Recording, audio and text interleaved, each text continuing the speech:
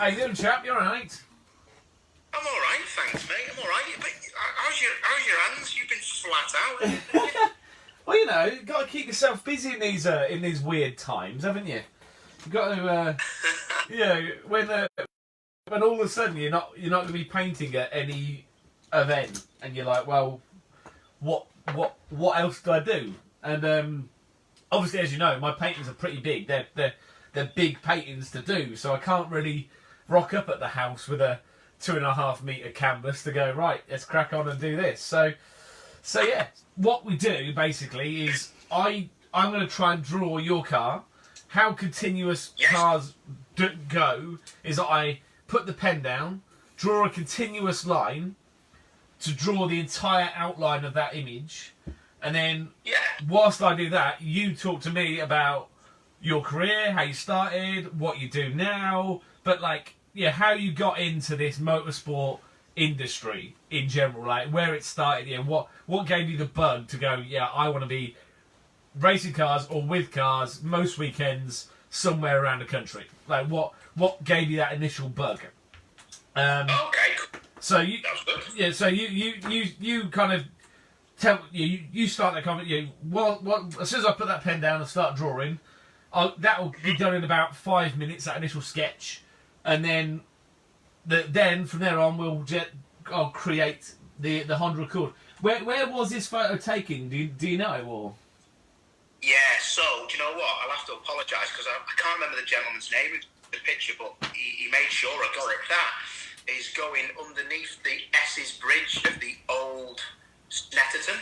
Okay. And it's such a cool picture. I remember it was, racetracks. It's a particularly fast corner. It's a sixth. You're going from sixth gear, the longest sixth gear we have in British touring cars. You're in the longest sixth gear, so maximum velocity.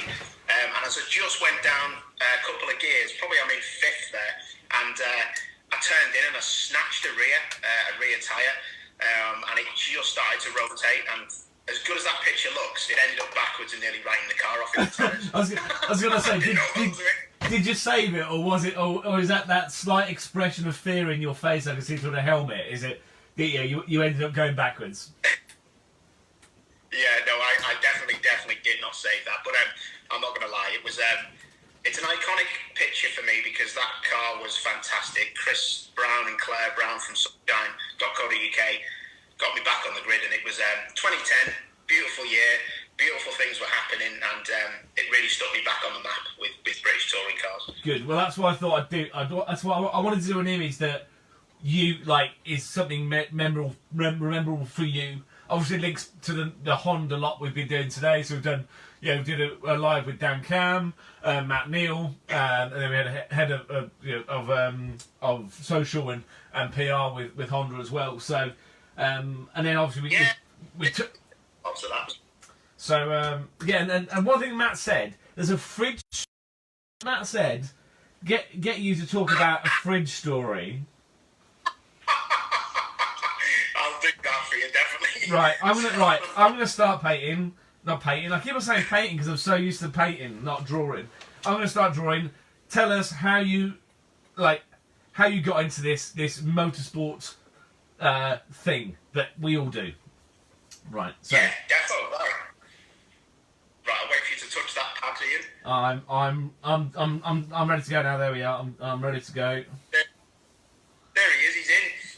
Is this going to take you like a minute and a half? Because my story's not that long.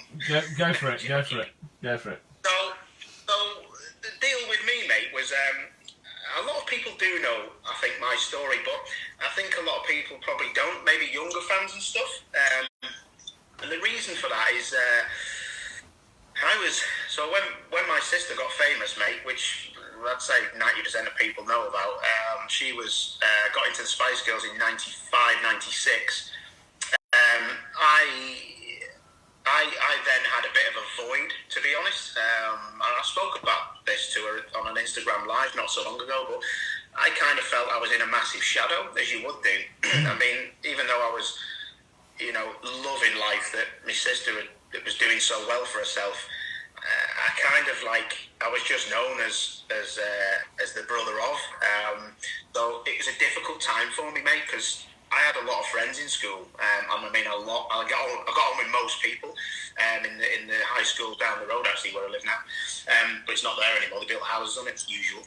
And I felt like things kind of changed, and I got bullied for the next couple of years. In the last year of doing my the last year of doing GCSEs, and then I went to college up the road.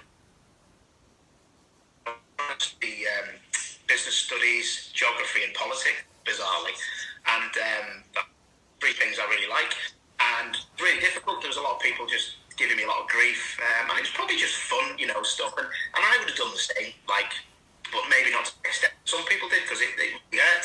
So anyway, I found out who my friends were anyway. It was the people I still speak to now. And I started going off the rails a bit, I'll be honest. As in, I've never done drugs or anything like that, but off the rails as in I was just being an idiot. I passed my test and I was being a bit of a div and getting on people's nerves and not really giving myself a great name around where I live, which is a shame because I love the community where I'm from. So anyway, I remember my sister was like, just come out on the world tour with us, because they were touring in, I think I went to America or somewhere, I can't remember. But Mel said, come over and see what the score is, and let's get you straightened up. I think your mum's worried about you. So I was like, all right. So I went over, and long story, she just said, listen, I'm making some decent money now. What would you love to do, and I'll help you out. I was like, oh, that British touring cars on the television looks amazing with all the grid girls and all the TV, and there's amazing people commentating on it, and it just, to me, it just looked amazing. And I'd seen British touring cars from like 94 onwards, and I always remember a guy, James Thompson, stuck out in my mind because he was the young lad coming through. But before that was all F1 stuff, and it was Murray Walker that really captured my imagination with racing, because his pitch and his tone and how he commentated really made me sit up and think and take a look at what was going on. And then from that, I got to know all the drivers in F1, as in watched them and really loved Nigel Mansell because of his style and what he did, and I loved the character John Cleland in touring cars, and James Thompson was the quiet young lad who was coming through, upset in the establishment, and I got so into it. I never went to touring cars until I drove out the pit lane in 2001. Really? I've never seen one. So my sister said, I'll help you out. And as I say, just backing onto that story again, she said, go and see how you do it, find out how you do it, and we'll go from there. But then she come back to me later on that day and said, do you know what? I found out that for the Spice Girls World Tour, her brother races in something called World Endurance Championship. I was like, what's that? So it's WEC, as we know. But it was called something else back in the day. It was the FIA GT1 Championship. That's it, and it had all the Mercs in it, and all different classes. And I was racking my brains to find this fellow who helped me out, and it was the Spice Girls Cooks. If it wasn't for the Spice Girls Cooks brother, I wouldn't have been racing. He gave me everything, put me in touch with so many people to get my race license and go about it. There we go. There's the outline. There's a bit. Don't judge it on that. Honestly, it's going to look a lot better. But there's an outline of your car going through Snetterton, soon to be backwards the other way. But okay. Looks like it's got more momentum and it's going the right way. Not like with all the smoke going off into the tyres backwards. So I got friendly with the cook and then not like that. And then her brother really helped me out, and it was just a snowball from there. So that was 97. When I was 17, I was speaking to them, and then I got my race license in 98. And then a friend of a friend who worked in a garage down the road put me in touch with a guy called Colin Edmondson, who I still speak to now. He was a fireman, but rallied and raced. And he said, listen, I'll help you out, mate. So he introduced me to a company or a team called ABG Motorsport down the road. And anyway, long story short with them, I joined the team. They said you should race MGF Cup, Rover MGF Cup. It's a one-make series. Warren Hughes was in it. There was loads of really, really good people in it.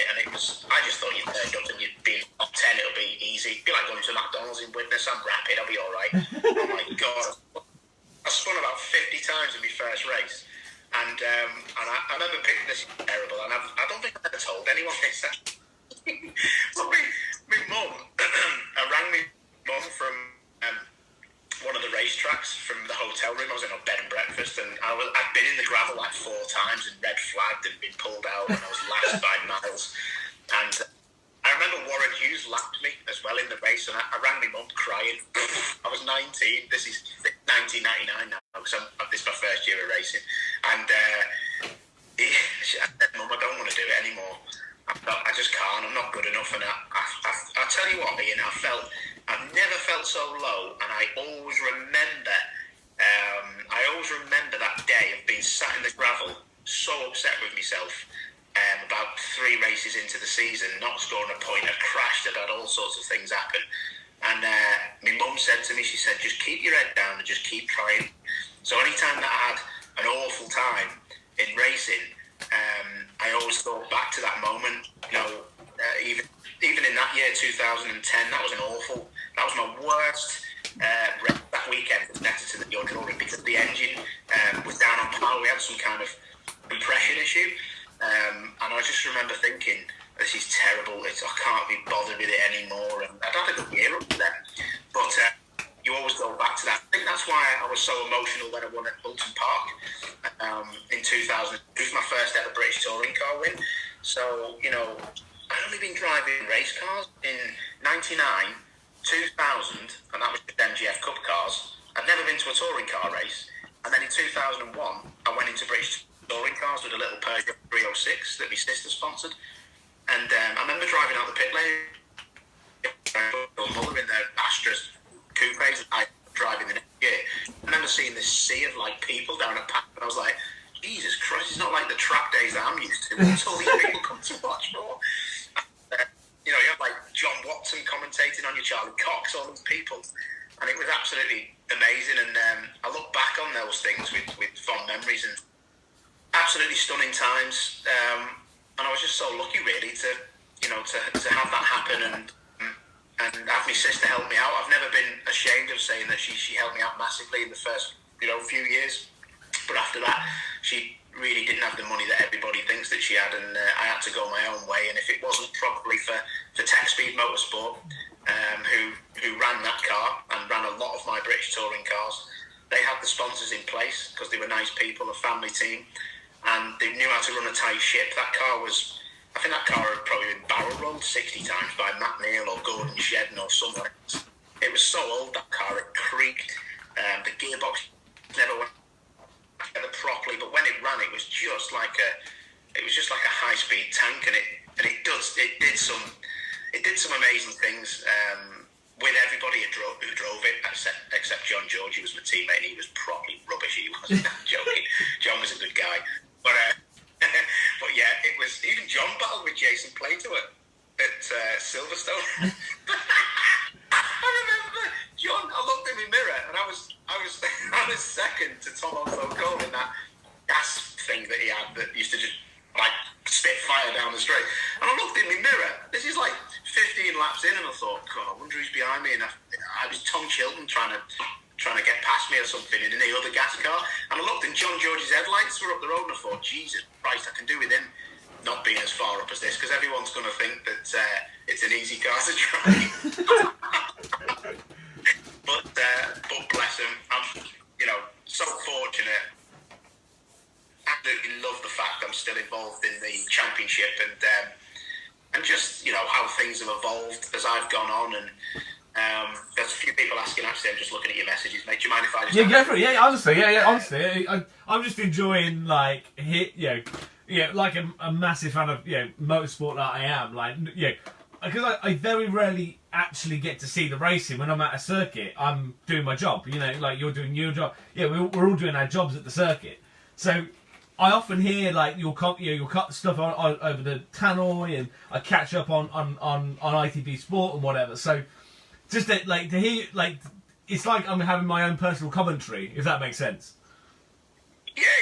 Well, I always remember I never really caught you up at places because I'd be hosting something, or you'd be working on something that I was helping out with or I'd see you on the telly with Louise Goodman. I'm like, Jesus Christ, didn't even know he was here. I'll tell you what, the most bizarre thing that happened it was at Fruxton last year, and the CEO of Fruxton was retiring, and they got a present for him. They got like a gift for him, which I'd painted his car. Lovely guy. Yeah. I've forgotten his name. What's his name? Forgotten his name. CEO of Fruxton. And yeah, and then I ended up being on the grid with the painting, with all the touring cars around me. I was like, huh? Like, how's this happened? You're on about. It's breaking up a bit. Oh, it's breaking it a little bit, chap. Are you on about Bill Coombs, Ian? Yeah, Bill Coombs. Yeah. Sorry, mate. Did you? Yeah. Top man. Yeah. Matt Salisbury. Sorry, he just come on and he said Bill Coombs. But it's mad, isn't it? You know, you don't really. It's like I remember when I was racing. Sometimes I didn't see any of the drivers. I didn't. You know, they could have just been someone else in the car with the names on the side of it. So it is crazy when you're in motorsport. It is like super busy. Yeah. And then next thing you know, it's Sunday evening and you're all leaving the circuit, and you're like, oh, there was a race. something happened. So I mean, so when you got known for racing, did that help with how you were feeling about you know? Did it make you feel happier and stuff? Ian, mate, the only thing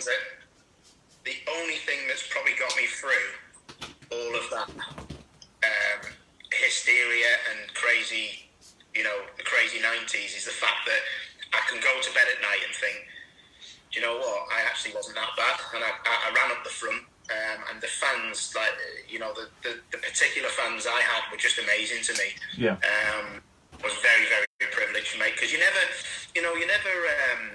know what perception you have on people. You never really know how you're perceived as a driver or a person, but everybody was always very nice to me, and I can only take that as a positive. But I always tried to share my emotion for racing with everybody, and it wasn't so much as trying to.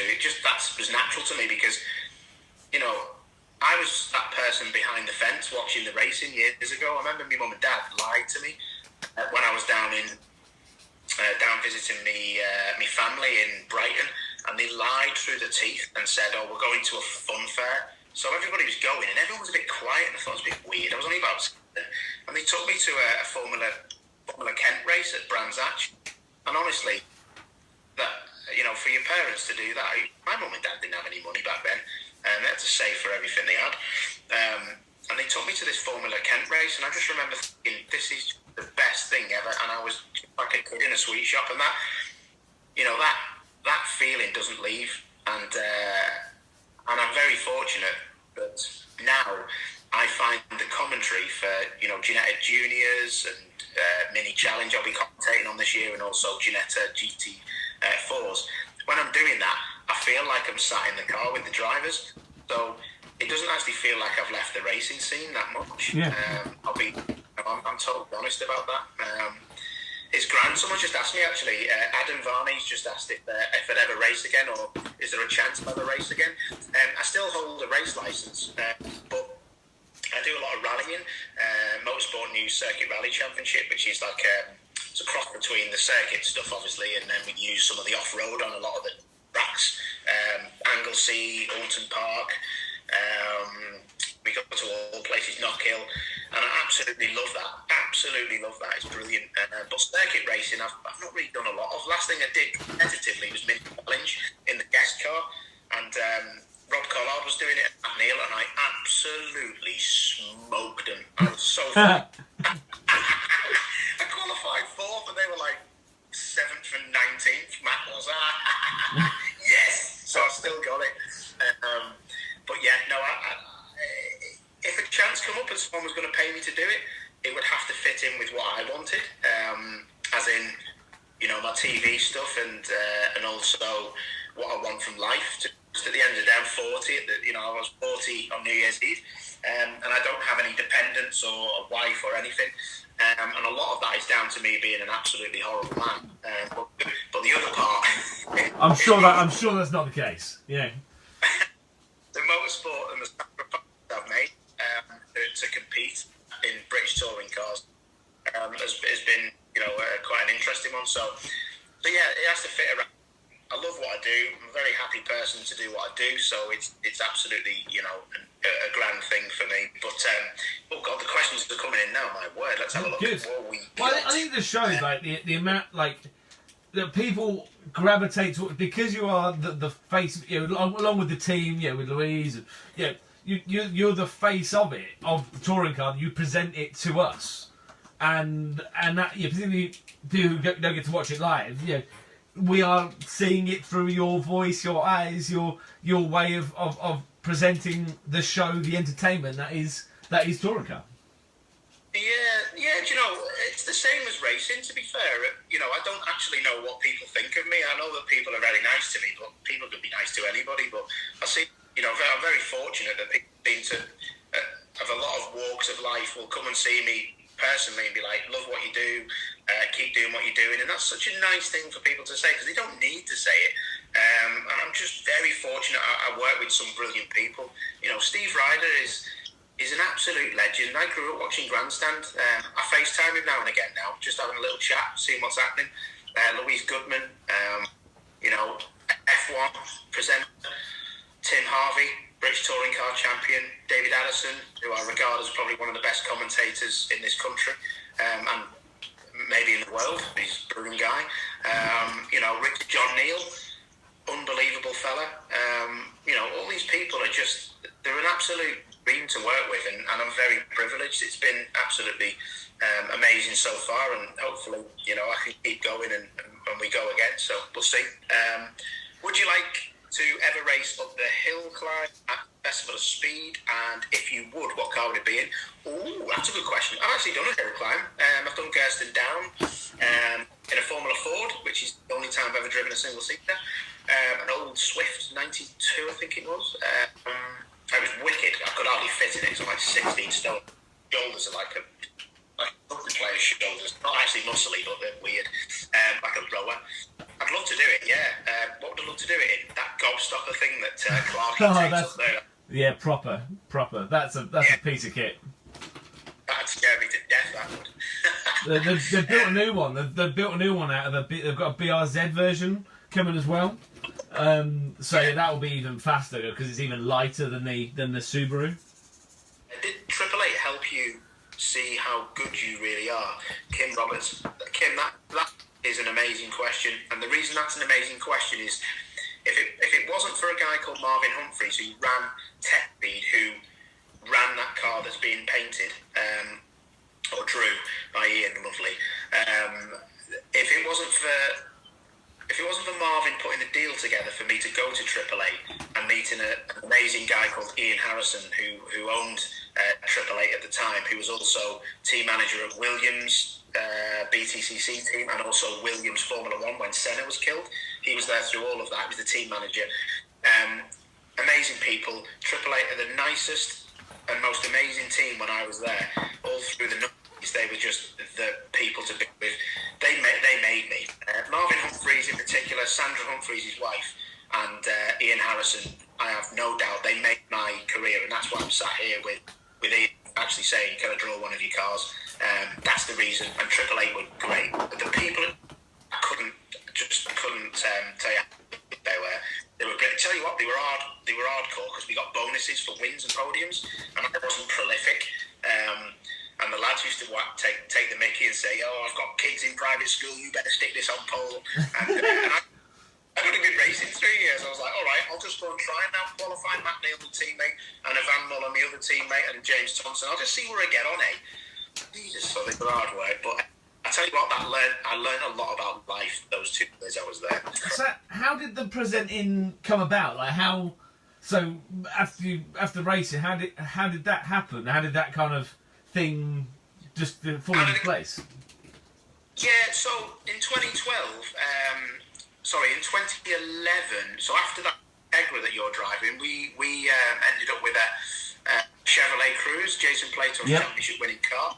XP bought that with Go Mobile, who were on the front bond car, who come on board late in that year that you're drawing, and they said, we'll sponsor the car if Sunshine buy it. So Sunshine bought the car for £90,000, I remember, and it was a championship winning car. We were told that the regulations would be fine, as in we were normally aspirated, we didn't have a turbo, but everything else did except for the Chevrolets and the BMWs.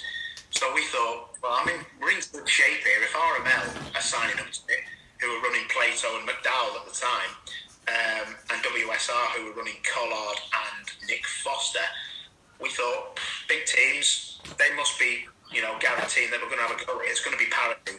We turned up at the first round, and we were just absolutely nowhere. And as the year went on, I think I had 3 podiums in the Chevrolet, but I was having to defend halfway down rates and people driving around the outside of me and tucking in. I was like, this is not touring cars to me. It's like 2 different classes of GT racing.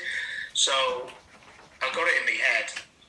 My girlfriend at the time was on my case a bit, telling me, you shouldn't be doing this, and you're 31 years of age and you need to sort out what you're going to do with your life. And she was dead right, to be fair.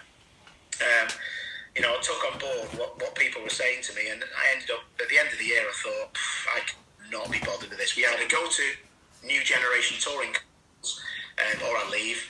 And the team just couldn't afford. The team was so small. We ran Chevrolet Cruze on £195,000, whereas RML were charging, I think, £500,000 or £475,000 to run McDowell or Plato. So there was a massive gulf, and we just couldn't find the difference to step up to the new regulation. So people might have heard me talk about the new regulation, not me falling out with it. I really did. I just didn't think there was a place for me anymore. So I thought I better get it out there that I'm not going to drive in touring cars, and make the call. I did. And then luckily for me, Steve Ryder or somebody picked up Autosport, seen a little piece saying O'Neil doesn't want to do it anymore. Not that I thought that was news. Series editor Simon Parry, who's a massive Liverpool fan, who I owe all my ITV career to, rang me in the beginning of 2012, before the season started. Come to Brands, come and speak to the team. Let's see if we can give you a job. So I started on like 150 quid on a Sunday. no, 150 quid on Saturday and Sunday. Both days. Yeah, because I was there for both days. Yeah, for doing different things. Yeah. So it all escalated from that, and it was probably the best thing I've done was to tell the truth about what was happening. And then I got a couple of one-off drives with Tony Hughes and Speedworks and Christian Dick in the Aventis, and drove at Croft and Knock Hill in 2012, and had just had a great time, just coming in and being up the front and having a great time. So that's how it all come about. And ITV were very supportive of it and gave me a little video diary to do. So basically, I think some of them know anyway, but I think I got paid twice that weekend. ITV paid me, and then I got paid from sponsors that I had with Speedworks. So I made an absolute fortune. I remember taking everyone out from ITV, and we got battered on 10 Super Strength on Sunday night. I presume that Speedworks car then became the car. Was that the one that then became? It would have been. Dave Newsham, is it? And then Tingram's car. Yeah, it was Dave Newsham, and then it was Ollie Jackson as well, because it was Adam Morgan who was my teammate when I did it for a couple of rounds, and then it turned into, I think it was a different shell, to be fair, which was Tingram's, because they really started to pour money into it, because the NGTC rules, you could start to mess around with the chassis and stuff, and that's why Speedworks, they're one of the cleverest, in my eyes, teams on the grid. I would love to drive a Honda, again, because I've got great memories. I think my teammate would be Josh Cook, because Josh is one of my very good friends from racing. Reminds me a bit of Matt Neal when I first met Matt. Super talented, good guy, good morals. Matt gets a lot of stick actually, but people don't realise I'm very, very probably not as close as we used to be, because we don't see each other that much. But Matt Neal, going on to the fridge story, I got diabetes in 2003 at the end of probably my best year, where I nearly finished third in the championship for AAA.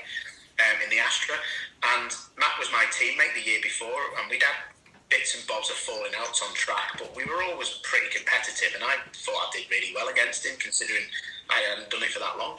And Matt was always on the end of the phone, and Matt understood that I was in a bit of bother because I got my licence took off me for a year and a bit, race licence, so I couldn't race. And I got my first proper job as a driver would, and that was working at the motor show in Birmingham NEC. And I've been speaking to Matt, and he says, "You're welcome anytime to come in to stay at our house for the 2-week duration with my wife Karen and the 2 young lads, Henry and Neal at the time." And I can't even believe how old they are now. They must have been about 8 or 9, and we had a right crack for 2 weeks. It's so funny, Matt's face, Mum, because my mum worries about me. She'd done me a crate of food, which was like everything, low sugar beans, half fatness, and she'd just give me this crate of like 2 weeks of food, and Matt had to buy a new fridge. Basically, I cleared his fridge out. I said, "Mate, listen, I'm diabetic, you're going to have to get rid of all that." So no, I had to go and put all my stuff in his fridge. Karen must have been like, "What?" And I was up every morning at 6 in the morning to get to the motor show. I was working for Subaru, and and you know when people ask you about Matt Neal and Plato and these kind of people, like Plato's the same. He's like, I've got massive admiration for him, because when you really need these people, they step up, and Matt Neal's one of those people. And the touring car fans probably don't know that Matt Neal has done a lot for that championship that he didn't even need to. He got people like Toby Moody the job, David Addison. He always thinks about the championship, and always tells Alan, Alan Gow, or speaks to Alan Gow from what I know about what he should maybe look at for commentary and people like that. He's a massive supporter of the championship, and even though he does get on my wick sometimes, I lost the race win at Grand Dash, don't tell him bitter. I nearly won 3 races in touring cars, but he wiped me out at the last corner in front of 60,000 people at the IndyCar racing weekend at Brands Indy. He was in a Honda, fired me completely, and they all booed him, and that's the day that everybody says that I became the people's champion, apparently, and took that mantle off Matt because he fired me. I remember being on the podium, he won, I finished 3rd, and they were all booing him and throwing stuff like over the fence. It was amazing. So I didn't really know me then, but they felt sorry for me, and I thought I took it quite well. I'd shook Matt's hand and I went, that's the way it is. And Ian Harrison at Triple Eight wanted to kill him, wanted to kill him. And the second race that day, so that was the first, and we had pit stops in both. Brad led most of the race, and he fired me. But the second race, I remember starting alongside him on the grid, and I didn't even need to do much. I remember starting 3rd, 4th, and I just drove in his door.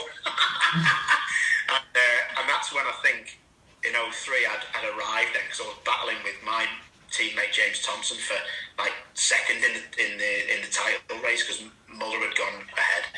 But I'd really learned a lot that year, and I've got to say, Matt, for his faults sometimes, he's one of the most genuine, lovely men that you could ever hope for as a friend. He's been very good to me, so shout out to you, Matt. And a lot, do you know what? And a lot of the team down, guys, they're really good people. Stevie T, who's head of the commercial side of things, he's a top man.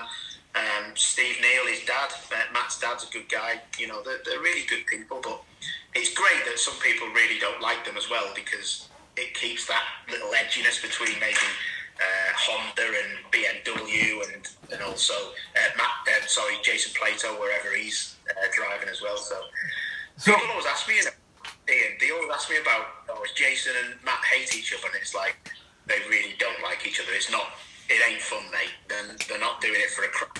They don't like each other. Find it amazing. But the thing is, that's what I love about touring. It's that kind of, sometimes it's the pantomime behind it all, which you kind of go, what are they going to be like? What's this race going to be? If they're going to race next to each other, it is that the pantomime behind it, and the characters that have been in it for. When I was talking to Matt earlier, I watched him race when he was in a Nissan. I was like, to have the conversation with Matt, and much like yourself, it's like, for me it was really special because as a race fan, that's what I really liked. these guys, Ian, are massive. They're massive people. You know, Matt Neal was a household. Matt Neal would have been a household name back in the day. The privateer, you know, doing what he's done. I used to watch it. You know, James Thompson is one of my best friends. Like, I never thought I'd say that. You know, he's not a hero of mine anymore. He's one of my best mates. He come my 40th. He rings me, FaceTimes me most of the time. He's always drunk, dancing round. But you know, what a privilege to have a career that I've had that was never going to have a championship. I never thought I was going to race a car. Never mind race around in front of 40,000 people, win at my home track. You know, with 500,000 people hanging over the pit wall because they just thought, Jesus Christ, someone from Witness won a race. But it's something I will take to the grave, and I love it. And you know, I'll never forget things like that. People sometimes think, oh, do you regret this? Do you regret that? I do not regret anything. I've never got out of a race car and thought I regret any of this. It's just, you know, it's just such a privilege to do what we've done, and now for working for ITV as well is massive. But you know, you were saying about pantomime. I'll just tell you this quickly. Jesus Christ! I remember being at Rockingham. Do you remember when 2011 I was in that Go Mobile Chevrolet Cruise, and we had a bit of a purple patch. The car was purple. We had a bit of a purple patch, and I qualified. I was on pole with 4 minutes to go, and Plato was having a battle royale in qualifying with Matt Neal and Shedden in the Civics, and they were firing into each other and qualifying, driving into each other, trying to break the toe. And then JP got a lap together and beat me by a tenth, so we were 1-2 on the grid. And I didn't realise what had gone on, but on the radio, Marvin, my team boss from Texas, was like, "Oh, great work, mate, you're P2. Paul got swiped, but that's all right, mate. Wicked, we're all set for tomorrow." And I'm like, yeah, like crying, like, yeah, mega. And he went, pull up into the box, the TV crew are here. I was like, yes, interview time. The interview's going to be awesome. The sponsors are going to love it. It's great. It's what you thought. I'm coming down the pit lane, on my pit lane, in like second. And I've looked, and I've just the camera crew running down the end of the pit lane. I've got, what's going on here? And then I've seen Plato. I'm getting out of my car, and I could just see Plato and Matt Neal from where it looked like they were firing into each other, like proper, giving it bars. And it was the first time I'd ever seen Matt lose his temper like massively, because I always try and like flick him in the balls. He's not aggressive. I remember that really. I remember that time really well, and they're squaring up to each other on the pit wall. But that's that's like the pantomime element of it, isn't it? Yeah, that's the kind of the motorsport. You know, joy of motorsport is the highs and the angst and the lows, etc., etc. So.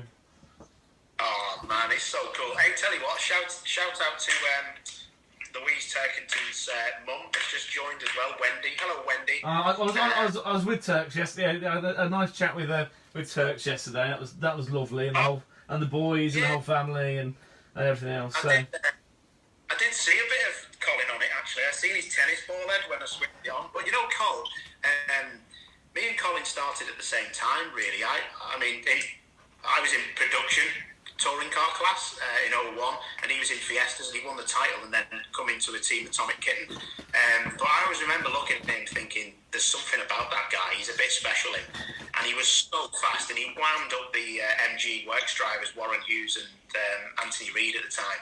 And I was in the Vauxhall, but I'd won 2 races before Colin had won his first at Brands Hatch. And I'm so proud to say that I was second on the road that day when he won his first race at Brands Hatch.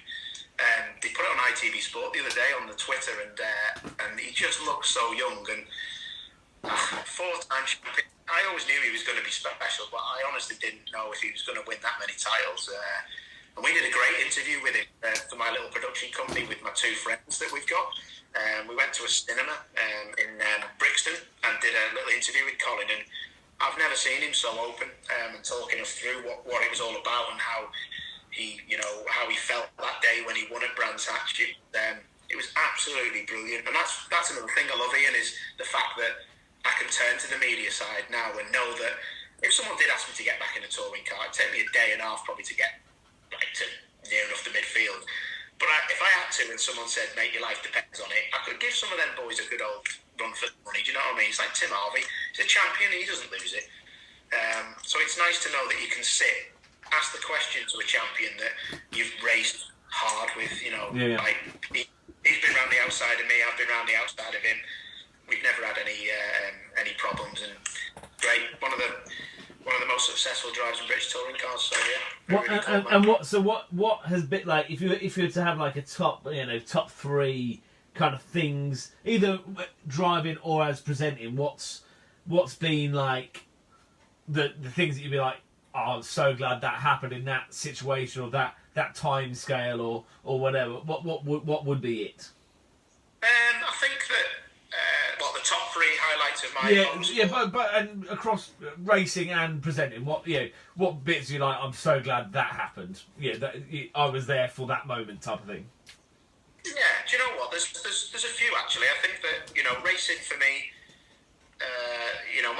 my first ever win will be the best thing ever racing wise. But moving on to presenting, I think that commentating with Richard John Neal, who's lead comms for the support races, commentating with him on, I can't remember what year it was. It was Jamie Caroline versus Senna Proctor in Juniors.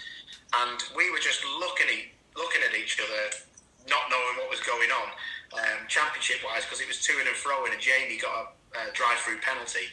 And I just remember thinking, we're telling a story to the public who are watching, and they're relying on every word we're saying.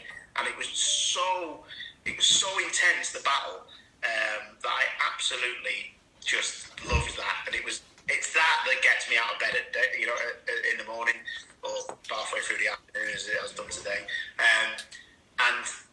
Then kind of battles where it's toe to toe. But also, I think that, do you know what else as well? Last year's battle with Dan Canish and Colin Turkington and Andrew Jordan, to be there, to cover that,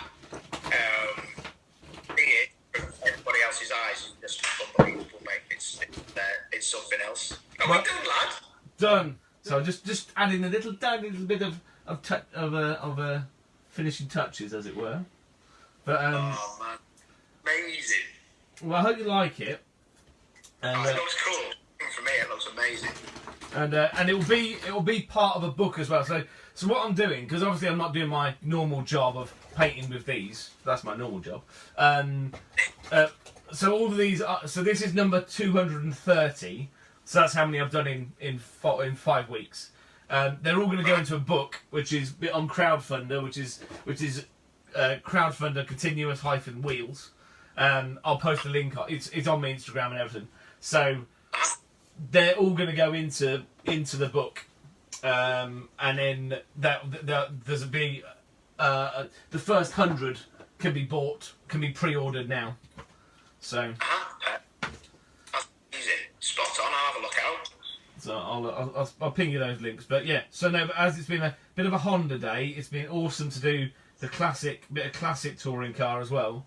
And what I really like about this image is the smoky back end. I really like that. That's a nice bit of action on that. That looks amazing, mate. I can't remember what the gentleman's name he took the picture, but it was a great picture. It's amazing. So, love it, mate. That looks amazing. Absolutely grand.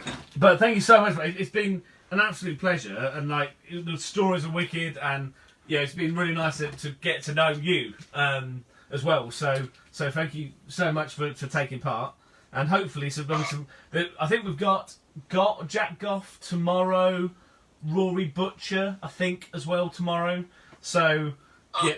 I would like to get as many of the touring, the 2020 touring cars done as possible, and speak to the drivers whilst I'm doing them. So I'll send you a photo of this as soon as we're finished, so you can post about it.